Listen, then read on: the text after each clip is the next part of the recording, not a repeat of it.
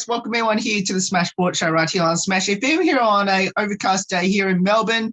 Of course, let's go across to our friends over in the US, and of course we're heading to New Haven in Connecticut. Of course, speak with the Yale women's basketball team. They've already played 2 games this season, and of course we've got a very special guest on the show to tell us a bit about. Thanks so much for joining us. Thank you for having me. No worries. Well, I'll get you to introduce yourself and tell us what position you play on the court. My name is Elles van Maas. I'm from Sydney, Australia, and I'm a sophomore now in the Yale women's basketball team. I'm a shooting guard, so I play on the wing, and sometimes I play power forward as well. 2 games already this season. How good is it to finally get back on the court again? It's been so nice to get back into the whole energy in the sphere of things. I haven't got a lot of minutes yet, but it's really nice to just be around that game energy again and getting ready for game day, prepping with the team. The celebration, both of the games we played were wins, so the celebrations after the games as well. It's really good to get back into that energy. 2-0 at the moment. Now, obviously, last season you didn't get to play at all, or well, the team didn't get to play at all last season due to the cancellation of the season. I guess, have you got sort of back into the feel of, getting back on the court, and especially technically it's your first season over in the US, like a full season? Yeah, so it is the first full season. Last year we had some training, some practices, and this year everything's just back to 100%. So practicing the entire week, and then we're starting up with basically having 2 to 3 games per week now. So getting back into it, it's a little difficult. It's definitely a lot of nerves and excitement about getting back on the court, but also very scary, obviously. So it has been difficult to get back into the swing of things, but because we did have practices all of last year, I feel like basketball itself kind of maintained as a prominent aspect of my life. So there wasn't too much with that. Mainly just being ready to actually step on the court and play a game again, and kind of getting your head wrapped around that idea. What's the expectations on the team, considering the team didn't play at all last year, or no one in your conference played last year? What's the expectations now? I don't think we're particularly disadvantaged by the fact that we didn't have a season, because nobody really did, and the teams that were playing had a lot less intense season. I think we have a very young team. We only have 4 upperclassmen. And I think a lot of other teams might think that them having a lot of senior returners will give them advantage. So I think we are going to be a little bit of an underdogs in that compartment. But all of the freshmen and the sophomore that we have coming in, some of us playing for the first time, I think we all have been really able to take on leadership roles. So I think that won't hinder us too much. And I think as a young team, we will step up and play and definitely be comparable to older teams. And I'm not entirely sure about expectations of how we'll do, but I think definitely in our own conference, we are a very strong team. We do stand a good chance. So I'm hoping we'll do well. And then the other conferences that may have had a little more experience, they could be stronger than us, but I think we have a really good, really smart, really skilled team. So hopefully if we work together and keep doing well, we'll be able to show up some of those bigger, stronger conferences. Tell us a bit about your coaches there at Yale. So we've got our head coach, Coach Guth, and then we have our assistants, Coach Miller and Coach Emma. I think they work really well as a team. The assistant coaches work a lot on the scouts of the other team, chopping up film. They get together some really exciting, really fun drills for us. So our practices are always very intense. But I think our head coach is really focused on the process of our team getting better. We're not results driven at all. So these 2 games haven't really affected our practices at all. And we're just going to continue working on the actual process of getting better. We're doing a lot of defense at the moment, which is great because I think our team is going to be very strong defensively. And then getting shots up on our own. We do a lot of individuals with the assistant coaching staff. So I think they work really well together, and they're really pushing us to do our best. So I appreciate the coaching staff a lot. I guess we didn't get to cover it much when we last had you on the show.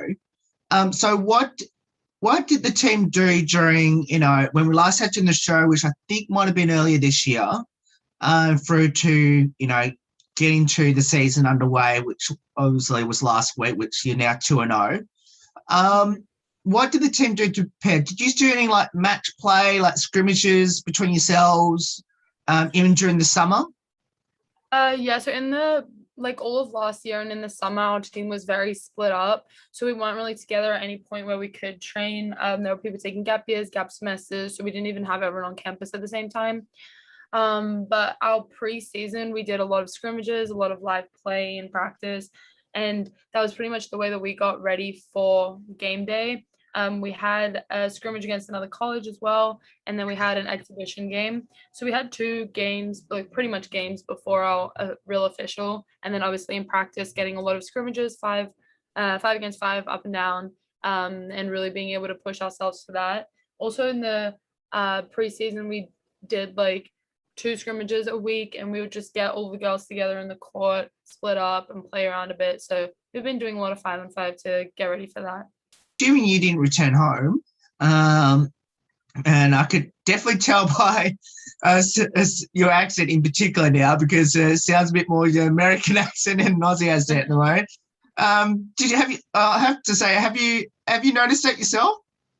Yeah, I haven't noticed it myself, but I've definitely gotten a lot of comments about it, especially from my friends back in Australia. So all the Americans still say they can hear my Australian accent very strongly, but my Australian friends think otherwise. Sad for you to not, return home, even though I know Sydney was in lockdown for at least 2-3 months.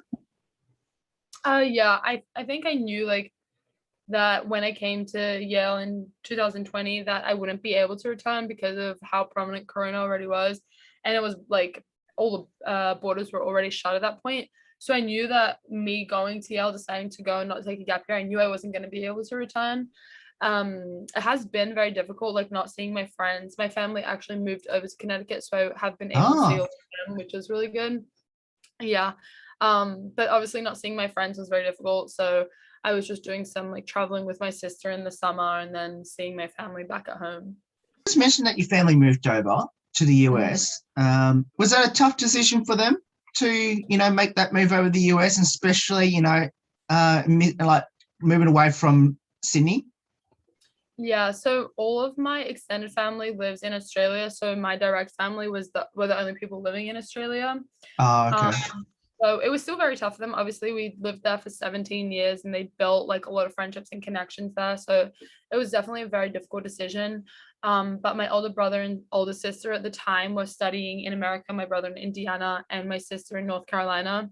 And me deciding to go over there as well. That was three of the four children, and they knew they wouldn't be able to see us for a little while. So they decided to move here temporarily, potentially go back when given the opportunity, which obviously hasn't arisen yet because the borders are still shut. But yeah, so they moved away just kind of thinking like we want to be closer to our children. But it was a very quick decision. We only had like 4 weeks to pack all of our stuff Wow. before like the start of my school. So yeah, it was all very rushed and like a very difficult decision. But I think in the end it was worth it because I've been able to see my parents and my siblings all a lot more than I think what I would have been able to. I know that you have a younger sister, and I've actually got to see her play down here in Melbourne when she played for Manly. I guess I'm assuming she's over there with you as well. Yeah, she is at a boarding school just about 30 minutes from New Haven. Okay. One here in Australia who don't understand, especially with Aussies going across to college, how important is to have, and you just mentioned obviously your family is now over there. Obviously your immediate family is over there at the moment. How important how much of a difference is that to have, family now living over there temporarily, as you said? How much of a difference is that compared to what you had to do when you first moved over to New Haven? I think it really helps to have them there. It's just like it's nice being able to be like, oh, I'm just gonna go home, like have a meal, and they have a house like just less than like 30 minutes from us here. So it's not like they're like all over me and I don't see them super often, but it gives my parents a chance to come to the games, and then they come in for a meal every now and again, or I go home for a meal or for the weekend if I have a couple of days off. And I think it's just a really nice chance to be able to reconnect with them because I'm so busy throughout the week. And it can be difficult to always stay in contact, like calling, texting, that kind of thing. So it really helps to be able to see them in person and like just like really connect, and like it lets me feel a lot closer to my family. And I think like it definitely makes it easier, in my opinion, like knowing like the difference between having family there and not having family there. It just makes me feel like a lot more at ease, like I have somewhere else to go. Not saying that I don't enjoy being at college, and it's 100% doable to go to college and not have family close by, but it definitely is a nice little like plan B escape if I need to feel the love from home. There's some of your Manly teammates are over there as well, over in the US. Obviously not where you are, but close by. Have you been communicating with them? I know that I'm pretty sure Kitty's over there at the moment in Colombia, I'm pretty sure. Yeah, so Kitty Henderson is at Columbia at the moment. They've already played their first 3 games. They're doing really well. Kitty is also personally doing really well. I think she came into it with not too many expectations of getting minutes and playing time, but she's being really effective with those minutes. And I've really enjoyed talking to her about her games and being able to watch some little clips of the stuff that she's doing over there. So that's really exciting. And then Millie Pryor is playing at Fordham, and I've been in contact with her as well. I'm not going to play directly against Fordham, but I will be playing against Columbia, and both of their colleges are in the city, so in New York City. So hopefully I'll be able to see both of them when we go to Columbia to play them earlier next year. So yeah. How strange will it be to look across the other side of the court and there's one of your best friends in Kitty over the other side of the court? It's gonna be very strange. We've played together for about like 10 years, maybe a little less than that. But yeah, we've always been together in every team, from like school teams, state teams, rep teams, everything. So it's definitely going to be weird to be like defending her in a game time situation. But more than anything, I'm just looking forward to seeing her again, because I haven't seen her in like a year and a half. So yeah, as much as it'll be weird, I'm very excited to see her. What does the sport of basketball mean to you now, and especially being there at Yale? It definitely has gained a lot of significance since I've come here. It's taking up, I would say, almost more of my life than it did when I was in high school. And like the teammates that I'm with like being like, not only I'm with them for 4 years, but out of those 4 years I'm with them pretty much the entire day as well. So more than just the sport of basketball, the whole like sphere of it, and the whole like community of basketball has become like such a prominent part of my everyday life. And the people that I'm playing with, the people that I'm going to class with, like they're all gonna be my best friends for life. And I think it's just so exciting that I have something like that that's bringing me so close to these people in such a fun way. Like I love the sport of basketball. I think it's an amazing exercise. It's an amazing way to bring people together, to develop skills, and I'm just so grateful that that has been a part of my life for so long. Do you have any future ambitions, short and long term? I think short term, like I just want to keep being able to help my team grow, doing what I can, contributing where I can in the Yale community. Beyond college, I'm not sure where the basketball world will take me, if it will take me anywhere, or if I'll then continue into another career path. So long-term goals I'm unsure about in terms of basketball. But yeah, I'm really just focusing on these 4 college years and the Ivy Conference, and seeing what I can do to help the team and help Yale even grow as a program and grow in the conference itself. So yeah, help build a reputation. Is there any thought of returning home and play NBL 1 in the East now? Obviously, Waratah League just been merged to NBL 1, and obviously Manly's in that at the moment. Yeah, no, it's definitely an option. I think I'm gonna ride out these 4 years, get my bachelor's degree, and then totally unsure of where I want to go. If I'll stay in America, if I'll go back to Australia. It really depends on where the business and basketball opportunities lie. So I think that'll be a bit of a game time decision once I graduate. But I'm definitely going to look into internships in the summer in Australia, and maybe play a little bit in the league then if I can, or at least join in with practices and that kind of thing. And you mentioned about you getting your bachelor's degree over there in Yale. If you don't mind us asking, what are you actually studying over there at the moment? And for everyone, who are thinking about going to the US and being part of a college system, how much importance is the studying part? Well, it's definitely like basketball and studying are the 2 like major aspects of my life, and the things I like need to spend a lot of time on. I think like coming to college to play basketball is great, but at the end of the day, like I think the degree is more important, especially if you don't know, like for me, like I don't know what I'm going to do in the future with basketball. And I think getting that degree and being sure of what you're studying and being interested in what you're studying is more important in a lot of ways, because like those skills that you're learning and the, I guess, the content and the preparedness that you'll have to enter the real world is obviously very important. And to be well equipped, I think is definitely a necessary thing. And like we do spend a lot of time, especially here at Yale, doing schoolwork and hanging out with friends, studying, that kind of thing. Keeping that balance is obviously very important. It's difficult. I don't always do the best with that and time management, but yeah, I think it's something that you learn and something that you kind of grow into, and also a very handy skill to have and to develop.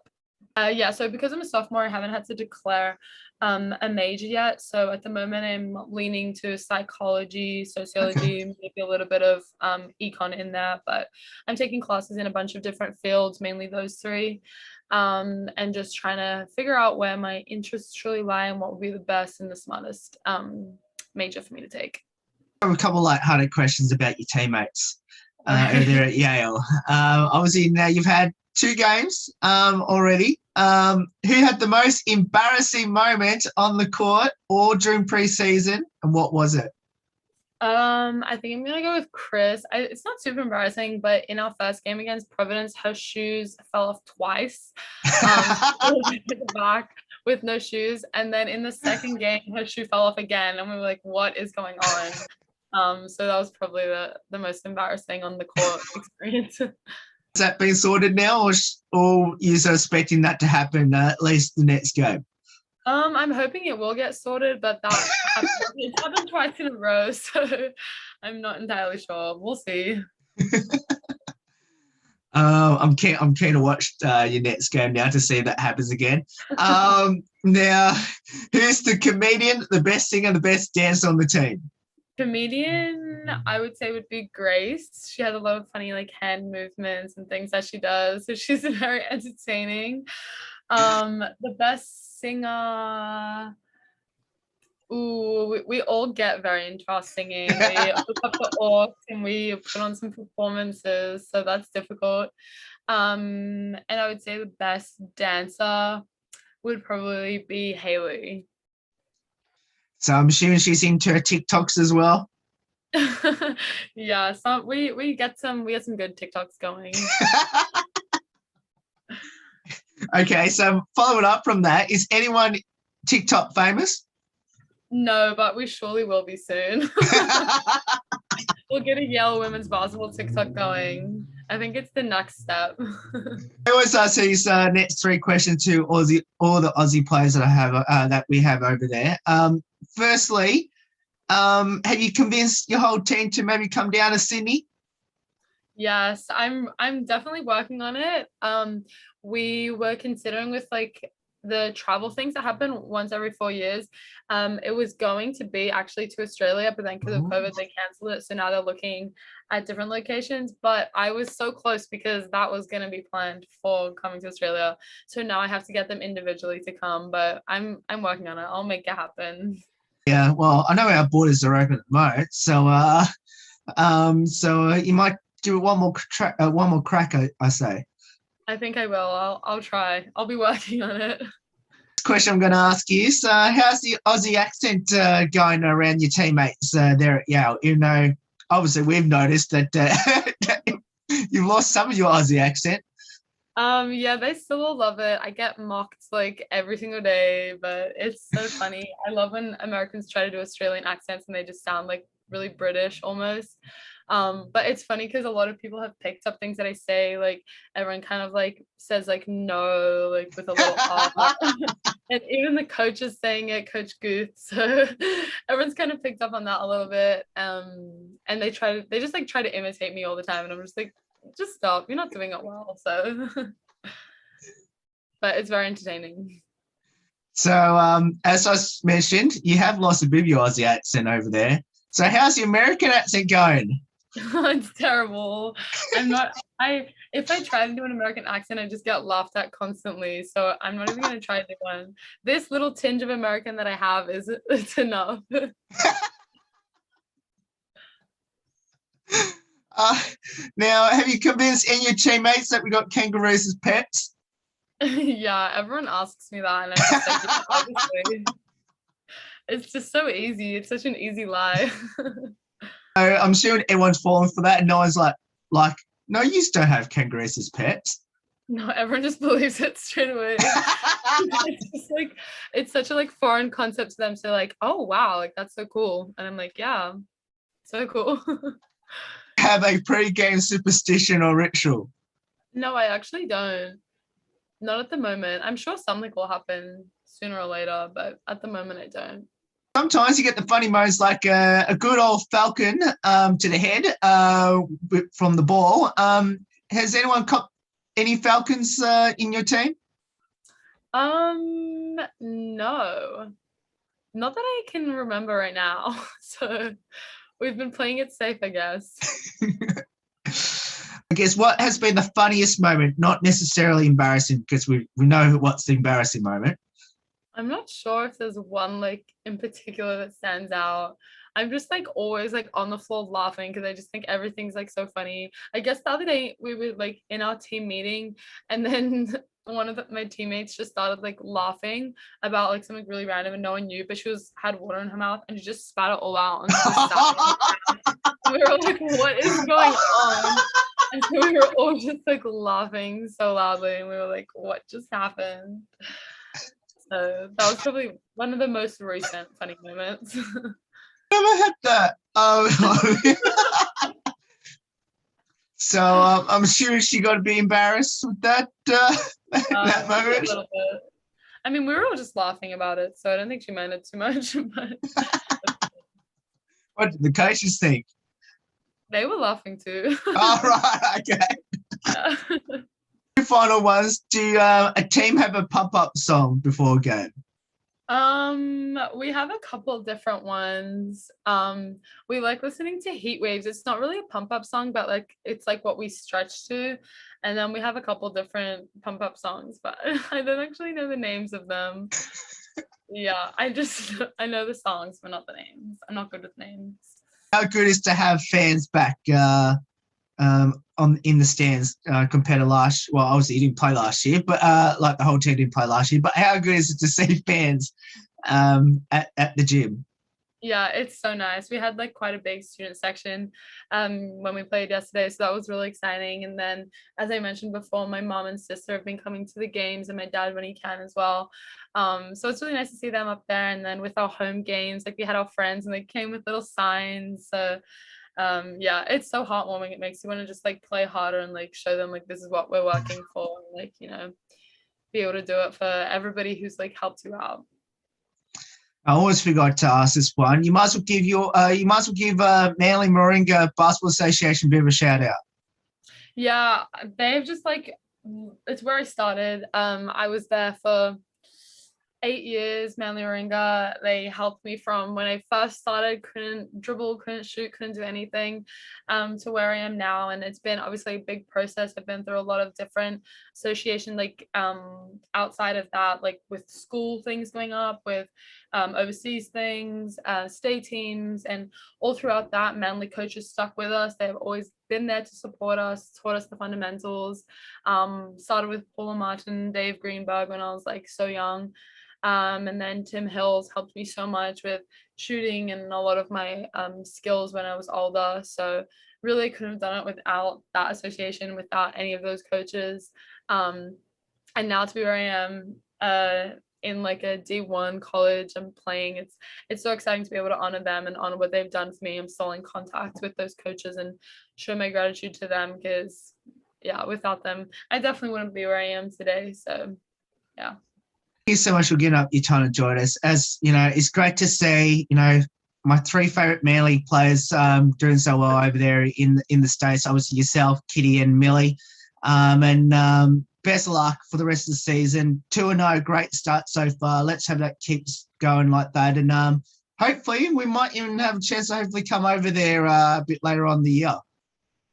Yeah, that'd be so cool. Thank you so much for having me.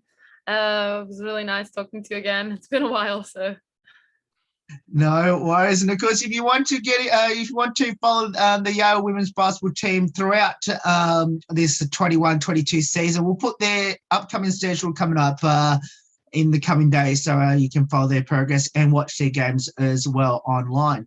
There's more on the Smash Sports Show right after this. Don't go away here on the 10th year celebration.